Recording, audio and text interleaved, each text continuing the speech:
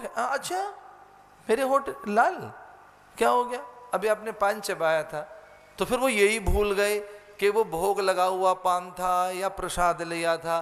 तो कहने लगे हाँ कभी ऐसा होता है कि मैं माँ का प्रसाद ले लेता हूँ कभी कभी। अच्छा ऐसा ओठ लाल हो जाते हैं पान चबाने के बाद? पता ही नहीं, देह गए।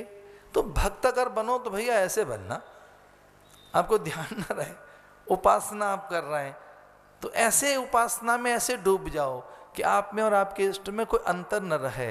अगर आप भक्त हैं, आप उपासना कर रहे हैं, तो पाद्य अर्घ आचमन स्नान गंध अक्षत पुष्प वस्त्र धूप दीप नैवेद्य, फूल के साथ आप फूल बन जाएं, दूर्वा के साथ आप बिल्कुल घास हल्की सी जो बिछी हुई है इतने विनम्र हो जाएं, ऊंची डाल का फल फूल बौर मंजरी छाल गोंद जो कुछ आप चढ़ा रहे हैं भगवान को, जो कुछ आप अर्पण कर रहे हैं उस पदार्थ में आप ही स्वयं अर्पित हो जाएं कभी, अगर आप भक्त हैं तो।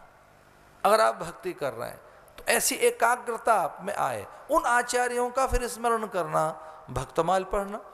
मैं बिल्कुल जब शुरू में साधुओं की मंडली में घूमता था, जब मैं परिव्राजकता तो धीरे धीरे मैं वृंदावन की तरफ उन दोनों में निकल गया, वहाँ नंदगांव बरसाने और उस तरफ कुछ गांव मैंने बड़ी भिक्षाएं ली हैं, तो एक कुछ उधर भी निकल गए मंडली में एक बार।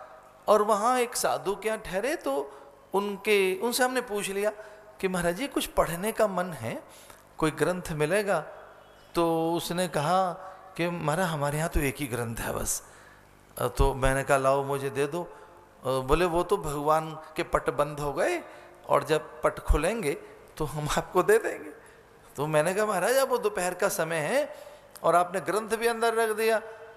तो खैर साहब वो पट खुले 4-1 बजे के आसपास दोपहर में, तो उन्होंने उस ग्रंथ को मुझे ऐसे पकड़ा कर दिया कि जैसे भगवान दे दिया उन्होंने मुझे, इतने सकुचाते हुए माथे से लगाते हुए। कहने लगे महाराज ये ले लीजिए, आप पढ़ लीजिए। तो मैंने कहा ये क्या है? बोले भक्तमाल है, हमारे और कोई ग्रंथ है ही नहीं, हम इसी के आधार